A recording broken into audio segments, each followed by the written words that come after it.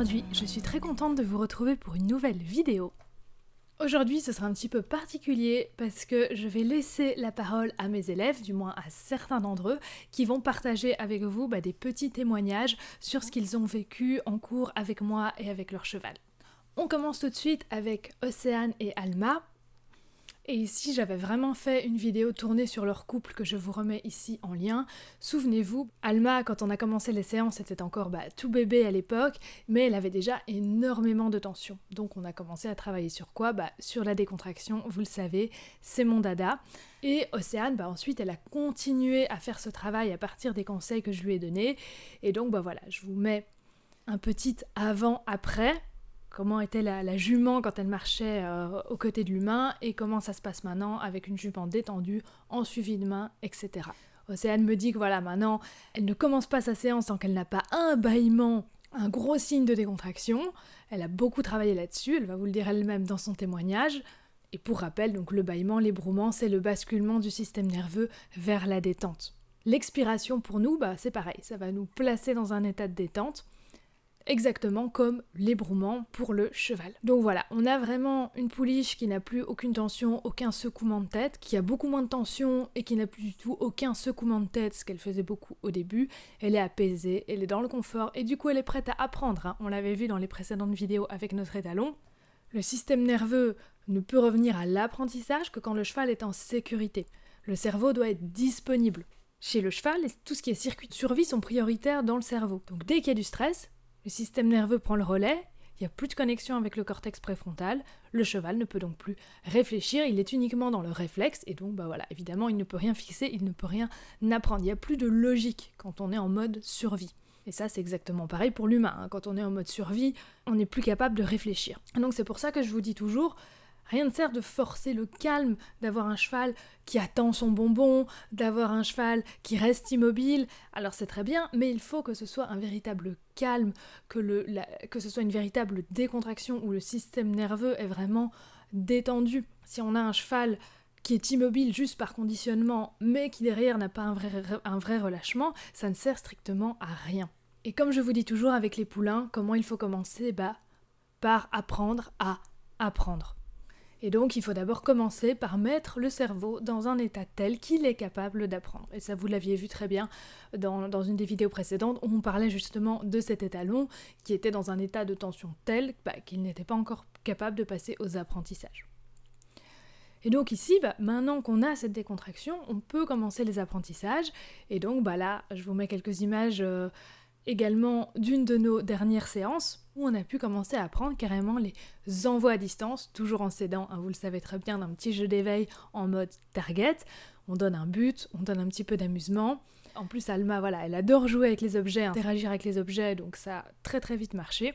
Et donc on voit que elle est disponible, elle comprend ça très très vite, le suivi de main se fait vraiment très très bien, le regard est là, elle est présente, c'est vraiment super. Et ce qui est important aussi de savoir, c'est même quand on combat des choses un petit peu négatives chez le cheval, des comportements qu'on ne veut pas, des comportements de tension comme les coups de tête que Alma avait ou comme avec les talons, les morsures, etc. Il faut toujours rester dans un bon rapport avec le cheval. Il faut toujours être dans la bienveillance, dans la bonne humeur, dans le lâcher-prise. Vraiment lui montrer qu'on est content d'être avec lui, qu'on est content de faire cette route avec lui et de l'emmener vers un mieux-être, même si c'est pas facile. Lutter contre les difficultés doit être un plaisir. Pour justement que le cheval se sente bien avec vous, et qu'il ait envie de faire cette route avec vous. Et ça, je sais que c'est pas toujours facile. Quand on est comme ça, vraiment dans le début, où le cheval est vraiment dans ses difficultés et qu'on doit l'en sortir, de garder toujours la confiance, la bonne humeur, la bienveillance, c'est pas facile, mais c'est vraiment une des clés les plus importantes. Je vous laisse maintenant avec du coup le petit témoignage d'Océane et suivront également les témoignages de mes autres élèves par rapport à leur cours. Pour vous remettre un petit peu de contexte, je vous mettrai toujours en lien avec également les captures d'écran des vidéos où vous avez vu déjà des séances avec eux, si ces séances évidemment ont été filmées dans les vidéos. Coucou, on vous fait une petite vidéo pour vous dire, ce que ça nous a apporté les cours avec Aurélia. Alors on a pris 2 cours avec Alma et franchement ça nous a beaucoup aidé, notamment sur la décontraction. Elle était très stressée, elle avait vraiment besoin de se relâcher. Moi j'avais pas du tout compris ça au début.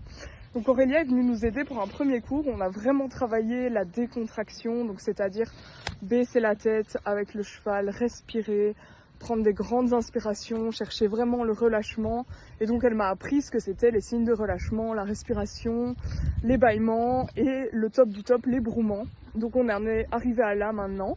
Hein, et franchement ça nous a permis d'avancer vraiment sur le travail encore plus. Et parce qu'en fait un cheval qui n'est pas décontracté ne peut pas apprendre correctement. Donc franchement, je vous la recommande à 100%. Ça nous a vraiment beaucoup aidé. Et je tiens aussi à vous dire que donc on a pris 2 cours. Je suis également beaucoup les vidéos. En fait, je les regarde vraiment beaucoup, souvent. Ce qui me permet aussi de m'améliorer dans le travail avec Alma et de vraiment comprendre la méthode et enregistrer vraiment plus facilement. Parce que franchement, elle a une chaîne incroyable. Il y a plein de trucs, il y a pour tous les problèmes, tous les chevaux. Et ça va de pair en fait. Donc moi j'ai pris seulement un cours au début, après j'ai regardé vraiment les vidéos, on a travaillé la décontraction, on s'est vraiment amélioré là-dedans. Et donc après on a pu prendre un 2e cours mais pour travailler tout à fait autre chose quoi. Donc voilà, en tout cas elle s'adapte vraiment à tous les chevaux et à toutes les personnes pour faire vraiment une prise en charge individualisée en fait. Voilà. On continue les témoignages avec cette fois un très beau témoignage d'Élodie avec qui nous travaillons en visio avec son cheval Apache. Vous ne les avez jamais vus malheureusement en vidéo, mais je vous fais le topo rapidement ici. Apache est un cheval ataxique qui était en plus renfermé. Donc là on avait un problème plutôt au niveau psychologique du cheval renfermé, pas motivé, et en plus ce problème physique de l'ataxie, souvenez-vous, voilà de Minot avec son syndrome de Vobler qui avait aussi beaucoup d'ataxie, donc voilà, un problème que je connais bien. Donc les premières séances ont été vraiment faites pour l'éveiller, grâce au jeu d'éveil notamment, ce qui a très bien marché, voilà, comme Élodie va vous le dire, et ensuite, voilà, pour l'aider avec son physique et pour lui montrer qu'il est capable de beaucoup plus de choses que ce dont il pense être capable. On a commencé à travailler avec une palette, ce qui l'a beaucoup amusé, avec un gros ballon à manipuler, avec des barres au sol, et petit à petit, c'est un cheval qui, au cours de la dernière séance, a réussi carrément à trotter sur une barre au sol. À savoir que sa propriétaire me disait que dès qu'il trottait, il avait tendance à boiter. Et là, quand il trotte maintenant avec sa propriétaire, il ne boite plus et il arrive carrément à trotter sur une barre au sol. Quand on avait essayé ça la première fois, le trot sur une barre au sol, il était pratiquement tombé sur la barre. Il avait vraiment méchamment trébuché. Il avait vraiment beaucoup de mal avec sa proprioception, ce qui n'est plus le cas à présent. Et un trot également, sans tension, sans énervement, sans oreille en arrière, vraiment un trot dans le plaisir, ce qui est très important aussi. Le but a vraiment été de lui réapprendre à sentir son corps autrement, de se le réapproprier en travaillant la proprioception tout en s'amusant. Et tout en travaillant évidemment à côté de ça, le savoir-être niveau humain, la bonne énergie, la bonne décontraction, etc., etc. Donc je vous laisse tout de suite avec ce très beau témoignage. J'ai décidé de m'inscrire à un coaching de suivi avec Aurélia pour découvrir sa méthode, suite à l'accueil d'un petit cheval ataxique à la maison, qui a subi de la maltraitance et qui, malgré l'amour de sa propriétaire, s'était beaucoup renfermé et du coup communiquait très mal avec les autres chevaux et avec les humains. Il était très renfermé, s'exprimait peu finalement, ou les peu de fois où il s'est autorisé à s'exprimer, c'est parce qu'il atteignait un trop-plein d'émotions. Et du coup, ça devenait vite violent, donc dangereux. Sinon, c'était très difficile de trouver un moyen de communiquer avec lui et de partager des moments de qualité avec lui. Il acceptait très facilement le toucher, la présence, mais n'entrait pas en lien. J'ai essayé beaucoup de choses, mais du fait de son handicap, le côté physique devenait vite une limite à laquelle j'étais confrontée et à laquelle je ne trouvais pas de solution surtout. Je ne voyais pas où je pouvais aller, comment l'aider à s'assouplir, comment l'aider à ressentir son corps différemment. Et j'ai découvert Aurélia avec ses vidéos de domino. J'ai donc décidé de la contacter et on a mis en place une première série de 4 coachings dans lequel on a principalement mis en place des jeux d'éveil et la découverte des plis. Du coup, ça a tout changé dans la communication avec Apache. Il est devenu très ouvert, le regard très ouvert, beaucoup plus connecté à son environnement, beaucoup plus connecté à la voix également. On voit que en développant différents types de voix, ça permet d'ouvrir le cheval et de mieux se comprendre l'un et l'autre. Du coup, il prend beaucoup de plaisir à ces jeux et j'attends avec impatience la suite pour pouvoir aller plus loin avec lui encore dans ce qu'on peut créer comme connexion, dans la douceur et surtout dans l'écoute mutuelle. Voilà un petit retour du 4e coaching avec le beau Apache, avec lequel on a pu essayer des passages de barre au sol pour travailler un peu plus sur le corps et sur ses facultés physiques. Alors on a été très surprise de voir que les jeux d'éveil qu'on avait fait lors des 3 premières séances l'ont vraiment aidé à s'ouvrir complètement, à être plus présent et beaucoup plus énergique. J'étais très étonnée de voir cette énergie d'ailleurs qui l'habitait. Et on a découvert qu'il avait beaucoup plus de capacité, lui-même a découvert qu'il avait plus de capacité physique que ce qu'il imaginait. Donc je l'ai vu vraiment prendre confiance et prendre beaucoup de plaisir lors de cette séance. Et très très connecté avec les demandes et avec moi. Chose que je ne pensais pas être capable d'obtenir au bout de si peu de temps. Voilà, donc un grand merci et puis n'hésitez pas à tester justement ces séances de coaching individuel. Merci.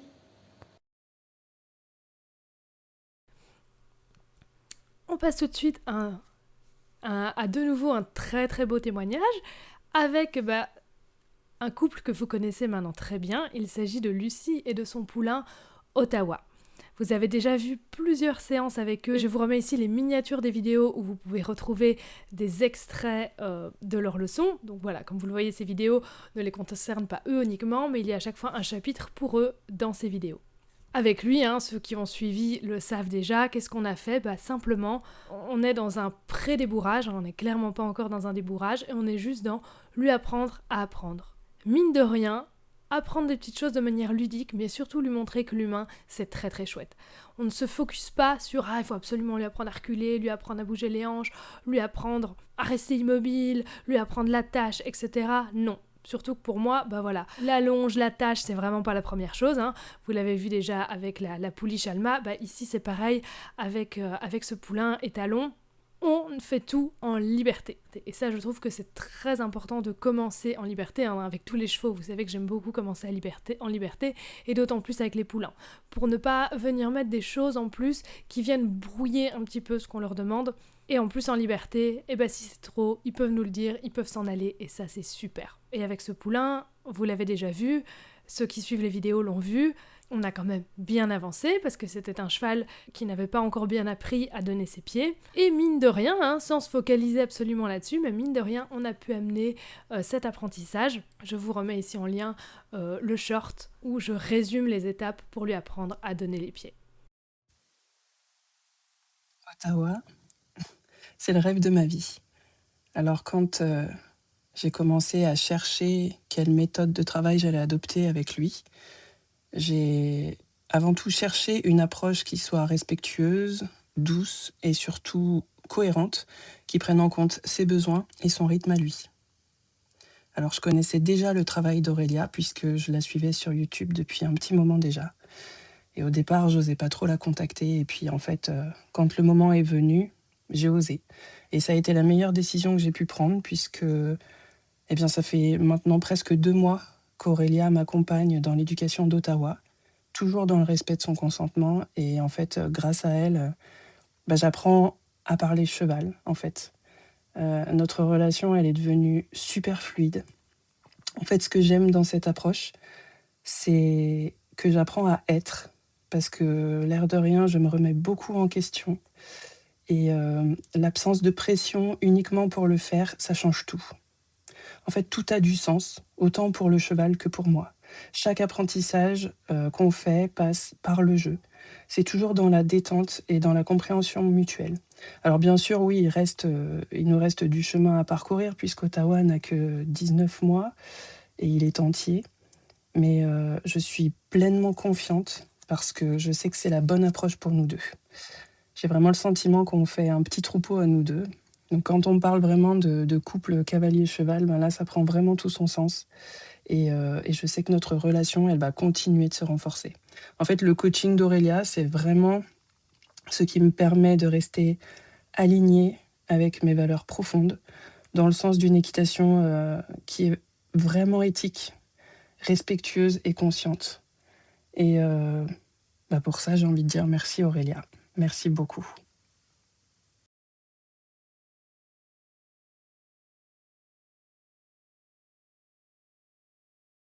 Ensuite, on passe à Cléa et Jalna. Jalna était une jument qui était vraiment extrêmement sur l'extérieur, très très stressée par rapport à ce qui l'entoure, donc on a dû beaucoup la rassurer par rapport au niveau de la sécurisation de l'espace. Ça a été un travail qui a été guidé du coup à distance, parce que c'est un travail qui a été fait en visio. Vous ne les avez jamais vus sur cette chaîne, mais voilà, vous allez en découvrir un petit peu plus sur leur couple à travers le témoignage de Cléa. Et donc voilà, on a fait tout un travail pour avoir justement le regard qui revient avec nous, une jument qui n'a plus le pli vers l'extérieur, mais le pli vers son humaine, pour petit à petit pouvoir affiner le travail en liberté, avoir des envois à distance, avoir une jument qui s'en va et ne revient plus, et travailler également sur toutes ces peurs, notamment la peur des passages étroits. On a appris autant à Cléa qu'à Jalna une méthode pour appréhender ce qui les inquiète, toujours avec cette idée de revenir en confort avant que le cheval ne passe en défense au moindre signe de tension. J'ai travaillé avec Aurélia en format coaching à distance, qui est vraiment très appréciable car il permet d'avoir accès à l'étendue de tout son savoir, même en dehors de sa zone géographique. Et c'est comme avoir un guide dans l'oreillette. Ça fonctionne très bien, même si pour certains exercices, ça peut demander un petit peu de tâtonnement. Je cherchais à avoir une approche différente sur des problématiques auxquelles je ne trouvais pas de réponse satisfaisante auprès des professionnels dits traditionnels ou de ceux qui étaient disponibles près de chez moi. Et l'approche d'Aurélia correspondait tout à fait à mes valeurs. Les séances m'ont permis de combler des manques que j'avais quant à la façon de se comporter dans telle ou telle situation et d'approfondir certains exercices avec plus de finesse pour obtenir une vraie adhésion et désamorcer pleinement les tensions sans jamais mettre le cheval dans le rouge, ce qui était quelque chose que je recherchais absolument. C'est donc testé et approuvé. Merci encore. On va terminer cette vidéo en vous parlant de Dexter, le petit cheval que vous avez déjà vu également plusieurs fois dans mes vidéos, qui était également assez renfermé, surtout beaucoup perdu confiance en lui, qui était très très très conditionné. Et souvenez-vous, avec lui, on avait travaillé un petit peu pour l'envoyer un petit peu à distance, pour qu'il s'autonomise un petit peu, qu'il aille un petit peu de lui-même sans qu'on doive toujours le porter, ceci évidemment grâce au jeu d'éveil notamment. Et donc je vous mets ici rapidement en image un petit peu l'évolution de ce petit cheval. Ici c'est moi qui vais vous faire un petit peu le témoignage en vous remontrant un petit peu l'évolution. Et donc on voit qu'avec ce cheval, on a un cheval qui commence à avoir un regard beaucoup plus présent. Une fois qu'on a le regard, on a plus facilement aussi le suivi de main, et quand on a le suivi de main, ensuite on peut guider le regard vers là où on pointe, et ça je vais y revenir tout de suite. Et donc le regard, ça je vous l'ai déjà dit, on récompense vraiment le cheval quand le cheval plonge son regard dans le nôtre et pas juste quand il donne le pli. Des fois le cheval peut donner le pli mécaniquement, mais ne pas avoir les yeux dans les nôtres, et ça c'est vraiment très important. Et donc au début, avec Dexter, on avait un suivi de main complètement inexistant, c'est-à-dire qu'il suivait la tension de la longe, il se laissait balader, et donc là maintenant on arrive à avoir un cheval qui suit vraiment la main. Et de nouveau, petit rappel pour le suivi de main, la main doit vraiment attirer le cheval, c'est pas la main qui va vers le cheval, c'est le cheval qui vient vers la main. Et l'idée c'est toujours que la main soit à peu près à la même distance toujours du nez. Avec ce cheval, il faut évidemment beaucoup d'entrain pour lui donner envie, lui donner de la motivation, mais attention, différence entre entrain et précipitation. Souvenez-vous, dans la vidéo précédente, on avait parlé de la différence entre calme et vide, entre pression et énergie. En voilà un troisième, différence entre entrain et précipitation. Si on passe dans la précipitation, là, c'est clairement un cheval qui va se refermer encore plus sur lui. Donc on reste dans le calme, on va tranquillement d'une chose à l'autre. Par contre, on est dans l'entrain, on est dans la joie. Super, on marche bien, on va bien, parfait. Encore, voilà. Oh, non mais c'est... avec une voix qui invite au jeu quand il arrive sur les jeux d'éveil, etc., etc. Et quand j'ai son regard, ça veut dire qu'il est dans la conversation avec moi. Et ça, c'est vraiment pour tous les chevaux. Quand vous avez le regard de votre cheval, quand le cheval vous regarde, c'est qu'il est dans la conversation avec vous. S'il détourne le regard, il quitte la conversation avec vous. Et donc ça, voilà, le regard, c'est très important. Le contact olfactif aussi, ça j'en ai parlé également beaucoup avec notre étalon Kilian. C'est aussi vraiment le départ de tout pour pouvoir demander le consentement, pour ouvrir le dialogue, ouvrir la conversation, avant de vouloir demander des choses au cheval. Et donc voilà, l'importance du regard, notamment, je vous disais il y a quelques secondes, pour pouvoir amener le cheval à regarder ce qu'on va lui montrer. Et vous allez voir tout de suite en image avec Dexter comment il a progressé et comment maintenant, il arrive à se projeter et à regarder où je veux qu'il aille, à regarder les cônes où je veux qu'il aille, avec ce petit exercice en extérieur de 2 portes de cônes, une proche de moi, une plus loin. Et voilà, avec mon suivi de main, avec l'énergie que je mets dans la voix, soit je lui demande de venir dans la porte plus proche de moi, soit dans la porte plus loin de moi. Et ça, c'est quelque chose qu'il n'aurait été incapable de faire avant, vous l'avez vu sur les petits extraits tout à l'heure, au tout début, il se laissait littéralement promener et le regard était complètement dans le vague. Et donc oui, un cheval peut regarder où l'on pointe, et ça, de nouveau, c'est à la base de tout. Par contre, c'est important que quand on pointe quelque chose, on y croit, on mette l'intention, on mette le focus nécessaire, sans mettre pour autant de la pression. Mais il faut y croire à ce qu'on regarde, il faut mettre la bonne intention derrière. Je le fais beaucoup, pointer des choses pour montrer quel est le sujet, pour annoncer ce qu'on va faire, où on va aller, poser une question, souvenez-vous avec le cheval Lartos, pour lui demander où il était d'accord d'être touché, je mettais ma main à la distance qu'il acceptait par rapport à son corps, j'arrêtais ma main pour lui dire je vais toucher à cet endroit-là, et j'attendais qu'il me réponde oui ou non. Pour scanner le corps, de cette même manière également, pointer également la direction, dire où on va aller, pour pointer également ce qui inquiète le cheval et pour lui dire oui j'ai vu, et oui c'est pas stressant, oui tu peux te rassurer par rapport à ça. Également pour les cercles, avec Dexter, quand on a commencé les cercles dans les images que vous avez vues où je lui propose de venir rejoindre le jeu d'éveil sur le cercle, on est vraiment encore dans les prémices, mais c'est vraiment on attire le cheval vers un point sur le cercle. Et c'est pas on le pousse vers ce point. Et c'est pareil, on va pointer ce point sur le cercle. Donc là, on s'aide aussi du jeu d'éveil. Je pointe le jeu d'éveil, et en plus, il est matérialisé par le jeu d'éveil, c'est beaucoup plus simple. Mais à terme, on peut tout retirer et simplement pointer l'endroit où on veut aller. Je vous remets ici un petit exemple avec mes chevaux. Les cercles, je ne les fais pas comme en longe classique. C'est mon regard, ma main, mes pieds qui sont dirigés vers l'endroit où je veux envoyer le cheval, un petit peu comme une target énergétique, comme ce qui avait été dit en commentaire et qui je trouve est une très belle image. J'envoie mon énergie à un point sur le cercle et le cheval vient rejoindre mon énergie à cet endroit-là, toujours dans l'idée d'attirer et pas de pousser. On n'est pas du tout avec une main ou un stick qui pousse au niveau des fesses. On est vraiment toujours dans cette idée du suivi de main. Évidemment, quand on projette comme ça son énergie, il faut vérifier que cette énergie elle a bien une signification pour le cheval. Et que même s'il n'y répond pas encore forcément comme avec Dexter, qu'il commence à y penser, qu'il commence à se tourner vers moi et qu'il commence à se dire « Ok, je pense à ce que tu es en train de me demander ». Et de nouveau, tous ces chevaux qu'on a vus à travers les témoignages ici, je trouve qu'ils ont une faculté de s'adapter, de résoudre leurs problèmes, leurs traumas de manière beaucoup plus rapide que nous. Ce qui nous prendrait, nous, des années de thérapie, ne leur prendre que quelques séances, en résolution de trauma, en réécriture de la mémoire, ça va très très vite, c'est vraiment fou à constater comme dès qu'on est juste, dès qu'on est bien, dès qu'on est dans le juste avec eux, comme ils s'adaptent très très vite. Et comme ils peuvent revenir de très très loin et retrouver la motivation. Et c'est vrai quand je travaille avec ces chevaux, des chevaux qui ont beaucoup de tension, notamment vous l'avez vu dans les dernières vidéos, des chevaux qui avaient vraiment beaucoup de tension emmagasinée, notamment cet étalon Kilian qui avait vraiment vraiment beaucoup de comportements compulsifs. Et donc quand je dialogue comme ça avec eux, moi je ressens vraiment toute leur tension. Et à travers, à chaque fois que je fais une demande, je vois un gros nom, je vois vraiment le stress qui parle à travers lui. Et donc c'est vrai que émotionnellement c'est pas facile. Et des fois je suis fatiguée vraiment après ces séances émotionnellement. Et je me dis waouh, eux comme quand on leur montre le chemin, comme ils arrivent à en revenir, comme ils arrivent à vraiment complètement relâcher ces tensions, c'est vraiment impressionnant. Et ce qui est très important avec des chevaux comme Dexter qui sont dans le renfermement, comme avec des chevaux plus explosifs comme Kilian, c'est vraiment important que les demandes ne soient pas là que pour contrôler le cheval.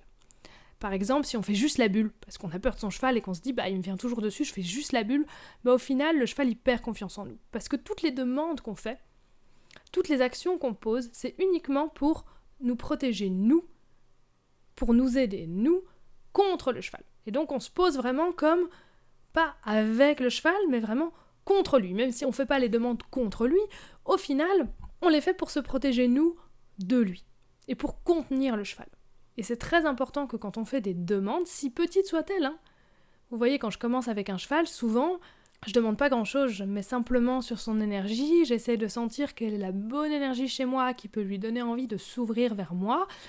Je cherche la décontraction, je cherche à être et pas à lui faire faire quelque chose. Et chaque petite demande que je vais commencer à mettre, ça va vraiment toujours être pour aider le cheval, pour expliquer quelque chose au cheval. Et donc oui, au début, je vais pas pouvoir demander des grandes choses, sinon ça peut évidemment être dangereux. Mais je vais toujours faire en sorte que ce que je vais venir proposer au cheval fasse sens pour lui et puisse vraiment l'aider. Et ça, c'est vraiment primordial comme notion.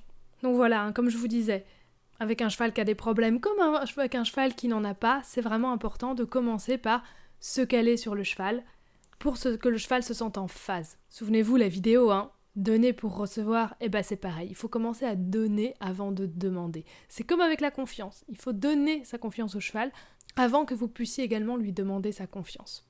Et donc, si le cheval est dans une énergie haute, il va falloir aller le chercher là-bas. Il va falloir aller se mettre un petit peu haut. Si le cheval est dans une énergie complètement explosive et que nous, on se met juste tout calme, tout petit au milieu de la piste, le cheval va même pas nous voir. Il faut aller le chercher là où il est pour pouvoir le ramener après avec nous. Et petit à petit, instaurer les oui et les non de chaque côté. Comment mon cheval dit oui, comment mon cheval dit non, comment moi je dis oui, comment je dis non. Et que tout le monde soit clair avec ce qui est ok et ce qui est pas ok. Pour chacun, pas que pour l'humain, mais aussi pour le cheval. Quand est-ce que c'est trop? Quand est-ce que l'humain doit reculer? Et être cohérent avec ça. Être cohérent avec ce cadre qui doit aller aussi bien au cheval qu'à l'humain. Et comme vous le voyez, à travers toutes mes séances, je suis toujours en train de chercher cette motivation vraiment intrinsèque au cheval. Et c'est pour ça aussi que de partir dans ce mimétisme, de partir dans se mettre vraiment dans les sabots du cheval, comme ils font entre eux, de se suivre, de s'imiter avant de demander au cheval de me suivre et de m'imiter, ça provoque un petit peu cette motivation intrinsèque parce que c'est quelque chose qu'ils font entre eux et donc du coup qui reconnaissent. Ça ouvre l'intérêt en liberté. Et si on doit à un moment donné demander au cheval de s'éloigner, comme je le fais en complétion, comme je vous ai déjà dit, pour que le cheval aille évacuer ses tensions plus loin, on le fait toujours de derrière parce que c'est là que la pression est le mieux supportée. Donc voilà, les demandes doivent vraiment être dans l'idée, vous le savez, je le dis toujours, interagir, pas chercher à contrôler, bouger ensemble. Ça, c'est un des premiers sujets du cheval, c'est les premières choses qu'ils font entre eux quand ils se rencontrent. Donc c'est pareil, cherchez à bouger ensemble avec votre cheval pour être ensemble sur le même sujet. Ne cherchez pas à l'amener sur votre sujet de votre exercice complexe, cherchez à être sur un sujet qui lui parle, bouger simplement ensemble. Et donc c'est ça la motivation intrinsèque, c'est chercher à bouger ensemble, à se synchroniser ensemble. Et pas à cause d'un conditionnement, parce que le cheval, il a appris à vous suivre, etc. On n'est pas dans le renforcement négatif ou dans le renforcement positif. On est au-delà de ça. On est dans une conversation cheval. C'est pas du renforcement positif, c'est pas du renforcement négatif.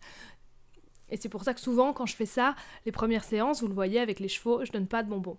J'en donne beaucoup avec les miens parce qu'on fait des choses beaucoup plus avancées, beaucoup plus cérébrales entre guillemets, mais quand je fais comme ça les premières rencontres avec un cheval, je donne très très peu de bonbons parce que je suis pas dans un renforcement, je suis pas non plus dans une résignation, je suis dans une conversation cheval, simplement bouger ensemble. Comme avec les gens, quand on rencontre quelqu'un, on n'arrive pas avec ses gros sabots et on raconte pas toute notre vie en espérant que la personne en face nous écoute et vienne sur notre sujet. On s'intéresse avant à l'autre, avant de l'amener sur notre sujet. Et donc avec cette motivation intrinsèque, on a un cheval qui travaille pas seulement pour la récompense, mais pour le bien-être que lui procure l'exercice. C'est pour ça aussi, on l'a vu dans les vidéos où je vous parle de l'équitation au service du cheval, chaque chose qu'on doit faire doit permettre au cheval d'améliorer un petit peu son mental, d'améliorer un petit peu son physique. Il faut qu'à chaque chose, le cheval associe des sensations agréables, que ce soit physique ou mentale. Pour qu'au final, les chevaux ils recherchent d'eux-mêmes à refaire cet exercice parce que ça leur a amené de l'équilibre, une bonne posture dans laquelle ils étaient bien, comme on travaille monté avec KRS avec les exercices de Magali. Il faut vraiment que le cheval ressente le bien-être vraiment émotionnel et physique que la séance lui apporte. Et de nouveau, le cheval n'aime pas le vide. Donc ayez la patience aussi des fois d'attendre que le cheval revienne à vous. Des fois ça peut lui prendre un peu de temps, de réfléchir, d'évaluer, de se dire « Oh, si je fais ça, ça va être bien, si je fais ça, ça va être moins bien ». Laissez-lui le temps de se dire « ok, je choisis l'interaction. C'est pour ça aussi que c'est important que les pauses ne doivent pas être vides, parce que le cheval, il déteste ça. Il faut que dans votre pause, ça on l'avait déjà expliqué, il faut rechercher vraiment cette décontraction active.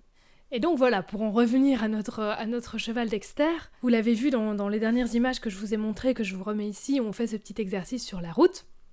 On a également bien progressé au niveau des balades. Il avait tendance à stresser surtout les derniers temps pour s'éloigner des autres chevaux.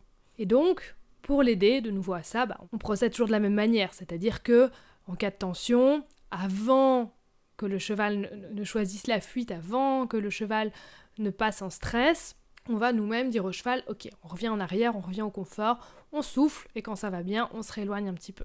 Et également, ce que je faisais, c'est qu'au moment de se remettre en route pour retourner un petit peu plus loin et s'éloigner de nouveau de l'écurie, on le voit ici, je le fais là, avant de partir dans mon exercice, parce que mon exercice se trouve en s'éloignant de l'écurie, c'est que je vais lui redonner du contrôle, et c'est lui qui va décider quand on se met en route. Et ça, donner du contrôle au cheval sur la situation, c'est vraiment toujours ce qui va vraiment le rassurer un maximum. Donc au moment de se mettre en route, je ne vais pas me mettre à tirer et à demander d'avancer si en plus j'ai pas le regard, c'est lui qui me dit quand il est prêt à y aller. Donc ce que je vais faire, c'est que je vais masser beaucoup au niveau de la base de la tête, de la base de la nuque, jusqu'à qu'il se relâche. Donc ça a deux effets. Ça va le décontracter physiquement. Quand il y a des tensions, les deux points les plus contractés, c'est en général la mâchoire. Ça je vous avais déjà dit, on peut faire des petits massages au niveau de la mâchoire. C'est pas toujours aussi bien toléré que au niveau de la base de la nuque. Donc la base de la nuque, c'est un petit peu plus accessible et c'est le deuxième point qui est le plus contracté chez les chevaux. Donc là, on masse un petit peu là, et hop, automatiquement, ça va provoquer aussi un petit changement de focus. Le cheval, à un moment donné, va venir se décontracter. Comme il vient se décontracter, il va aussi revenir mettre un petit peu son regard sur moi. Et donc ça permet qu'il vienne remettre son regard sur moi par la décontraction. Et de nouveau, motivation intrinsèque, ça veut dire qu'au moment où il remet son regard sur moi, il l'associe au massage, il l'associe à la décontraction. C'est un bien-être. C'est pas juste, je réponds à un code, elle est venue me chercher avec son bonbon pour que je vienne donner le regard. On n'est pas juste dans un renforcement, on est de nouveau toujours dans quelque chose d'un petit peu plus complexe que cela. Et donc, on a cette décontraction, on a ce regard qui revient automatiquement. Et souvent, ce qui se passe, c'est qu'une fois qu'il est détendu, il se dit, j'ai pas de raison de rester planté là dans le vide, De nouveau, le cheval n'aime pas le vide, donc une fois qu'on a vidé le sujet du stress, qu'il n'y a plus rien à regarder là-bas, que moi aussi, évidemment, j'ai regardé, j'ai soufflé, je lui ai montré que j'avais vu, etc. Une fois que le focus est revenu, il n'y a pas de raison de rester dans le vide là et d'attendre je ne sais pas quoi, donc le cheval de lui-même, il me propose d'avancer et d'aller vers cet exercice. En plus, au bout de l'exercice, il y a le jeu d'éveil avec la balle, donc c'est très chouette. Donc voilà, c'est quelque chose qu'il aime beaucoup, qu'on a déjà beaucoup travaillé, qu'il a déjà beaucoup associé à du positif. Et donc voilà, vous voyez ici un petit exemple encore de comment on redonne du contrôle au cheval, en cherchant cette motivation intrinsèque et en ne tirant pas sur la corde pour l'amener à avancer. Surtout que là, on est quand même dans un contexte où il doit s'éloigner de l'écurie, où c'est quelque chose qui l'inquiète un petit peu. Donc on fait ça à son rythme et c'est lui qui dit quand on avance. Et voilà, et donc là vous l'avez vu déjà dans cet exercice avec évidemment le suivi de main, une main qui guide, qui n'est pas molle, c'est lui qui vient vers ma main et pas l'inverse, je ne lui cours pas derrière avec ma main, et donc on voit ses yeux qui sont beaucoup plus là, si on regarde par rapport aux premières vidéos que je vous ai mis tout à l'heure, les yeux étaient un petit peu éteints.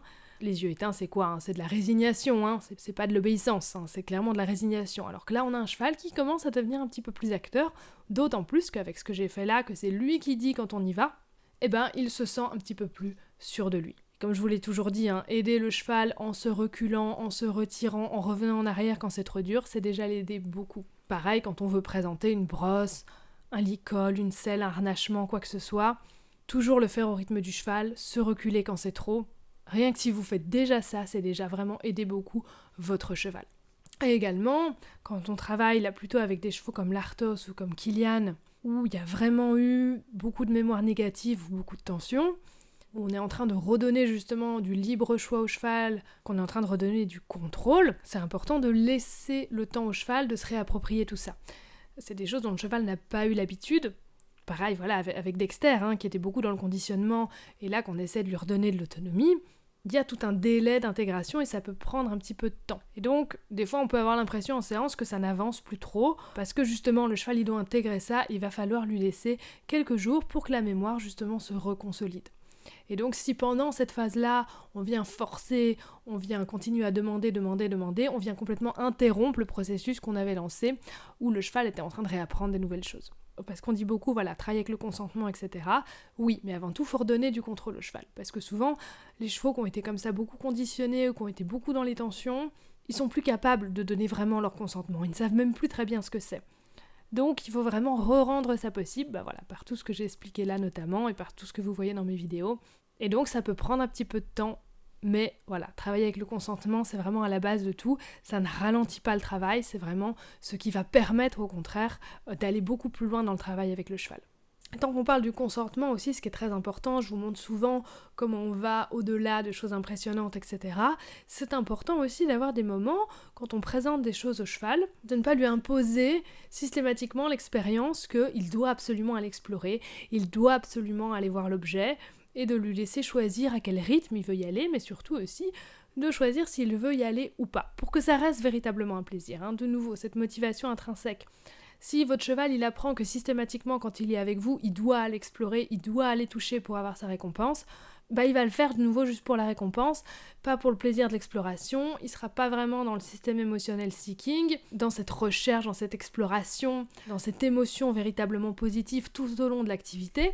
Et donc c'est pour ça que dans les explorations, c'est important aussi de se mettre en soutenant. Et donc on soutient le cheval, si on voit qu'il a envie d'y aller, on va venir l'encourager, on va venir soutenir son envie, mais s'il n'y a pas d'envie, on va pas la forcer absolument. Pour qu'ensuite, comme avec Caresse, quand il y a une nouveauté, elle y va parce qu'elle a franchement envie d'explorer. Elle attend pas un bonbon, elle attend pas une récompense de ma part, elle s'en fout, elle aime tellement ça que quand je mets quelque chose au milieu de la carrière, elle y va même d'elle-même, et que je suive ou que je ne suive pas, elle y va. Elle va explorer, elle va chipoter, elle adore ça. Elle n'est pas là en train de dire j'ai touché et je veux mon bonbon. Ça aussi, c'est des petites nuances, mais c'est important au niveau du consentement. Donc voilà, vous l'avez vu, j'espère, à travers ces petits témoignages, chaque chose peut au final devenir un jeu, et petit pas par petit pas, mine de rien, à chaque fois, on va un petit peu plus loin sans jamais brusquer le cheval. Et je finirai sur ces quelques mots sur la décontraction. Vous le savez, la décontraction, c'est vraiment mon dada. Je vous remets encore quelques images ici avec Thérèse. C'est vraiment à la base de tout. Je pense que vous avez pu comprendre aussi à travers certains de ces témoignages. Et je pense que c'est aussi très important de repenser nos séances. On a souvent tendance à penser nos séances de manière très classique. On va chercher le cheval au pré, on fait un petit pansage, on le monte, on le rentre. Et c'est vrai que c'est très humain de vouloir commencer absolument par le pansage, etc. Et c'est vrai qu'une fois que les chevaux ils sont habitués, ils adorent et ça les prépare. Et ça permet, comme je vous dis, d'ouvrir la communication, d'ouvrir le dialogue avec le cheval. Moi, je vous ai déjà dit, avec mes chevaux, j'adore commencer par le pansage.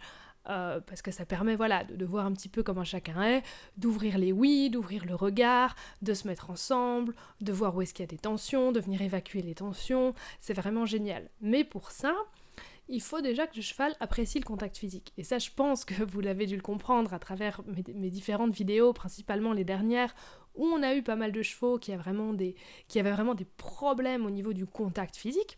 Les chevaux entre eux, ils ne se touchent pas beaucoup, ils font un petit peu de grooming, etc.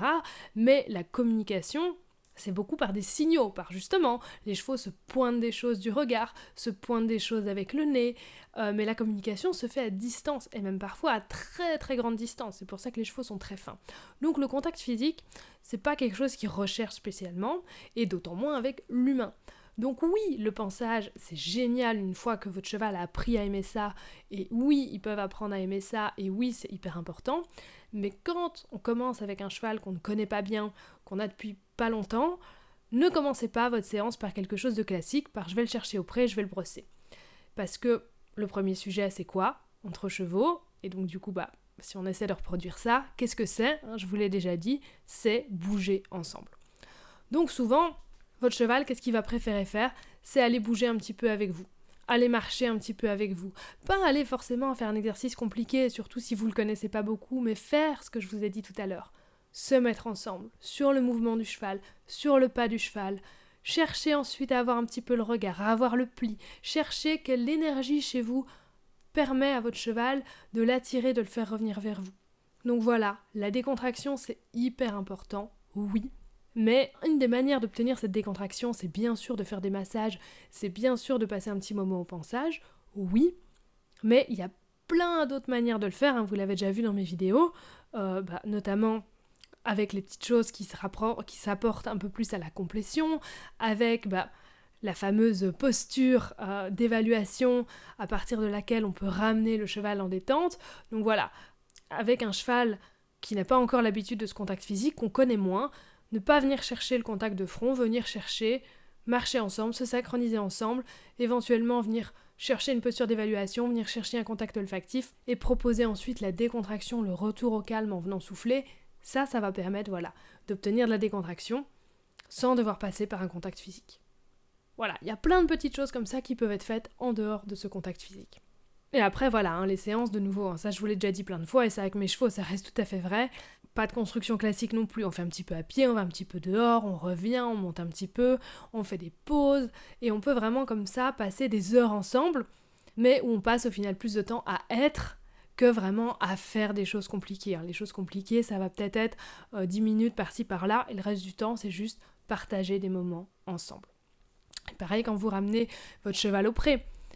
Encore un petit conseil ici, c'est important de ramener le cheval et de l'accompagner jusque dans son confort. Souvent on bâcle un petit peu ce moment-là, on ramène le cheval à l'entrée du pré et du coup le cheval se retrouve un petit peu dans un entre-deux. Vous coupez la connexion très vite, petite caresse, on enlève le licol, on s'en va, on coupe la connexion et le cheval se retrouve plus avec nous vu qu'on a coupé la connexion, on a coupé le regard, on a coupé la connexion et il n'est pas encore avec ses copains parce que ses copains sont peut-être à l'autre bout du pré et le cheval il est là tout seul. Et donc là souvent j'ai déjà pu voir chez certains chevaux quand on les lâche comme ça, ils ont des petits moments de frustration, des petits coups de tête, des petits moments vraiment de stress, parce qu'ils se retrouvent seuls. Ils étaient dans une super connexion avec vous, vous coupez, et puis il n'y a plus rien, il n'y a plus de copains, ils sont tout seuls.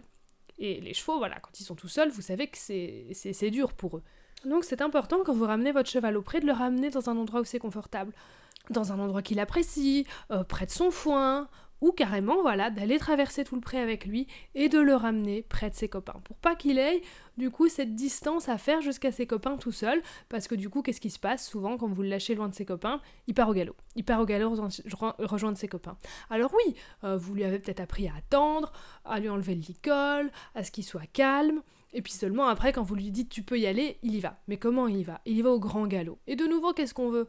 C'est que le cheval il soit bien profondément à l'intérieur de lui, pas qu'il soit juste bien en surface parce que vous lui avez demandé de l'être et que il se retient d'exploser parce que vous l'avez conditionné à rester calme près de vous. Ça, on s'en fout, hein. Honnêtement, ça, c'est vraiment pas important. Moi, ce que je veux, c'est que le cheval, il soit bien à l'intérieur de lui.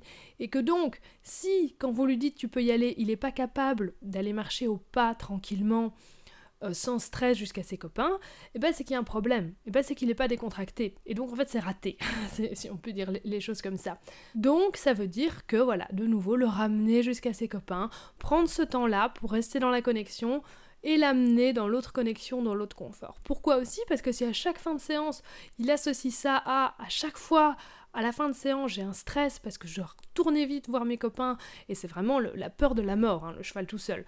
Donc on coupe cette connexion, le cheval est dans le stress, le cheval court pour rejoindre ses copains, c'est pas une bonne fin de séance. Vous avez peut-être fait 2 heures de décontraction, et puis vous venez tout me casser en laissant votre cheval s'inquiéter. Alors oui, s'inquiéter que 2-3 secondes, c'est peut-être pas dramatique, mais c'est quand même dommage que systématiquement ce soit comme ça. Donc voilà, petite chose que je vous laisse ici, c'est pas grand-chose, mais soignez aussi cette fin de séance. Et bien voilà, j'espère que cette vidéo vous a plu et que vous avez de nouveau appris des choses avec nous. Un tout grand merci encore pour ces magnifiques témoignages qui m'ont énormément touchée, et j'espère que vous aussi, ces témoignages vous auront touché quelque peu. Un tout grand merci pour ces belles séances avec vous tous, ceux qui m'ont envoyé leurs témoignages, mais aussi tous les autres. J'ai vraiment eu pendant l'année 2025 de très très belles séances avec des humains, des chevaux exceptionnels. J'ai appris énormément. J'ai pu développer encore un petit peu plus ma méthode, mes connaissances grâce à vous tous. Parce que comme je le dis toujours, on n'a jamais fini d'apprendre, on n'est jamais au bout de ce chemin, et c'est vraiment avec les autres humains, les autres chevaux, qu'on s'enrichit et que chaque jour on grandit un peu plus. Donc encore une fois, merci à tous, merci à vous aussi qui me suivez, qui commentez régulièrement. C'est grâce à vous aussi que tout ça continue d'exister.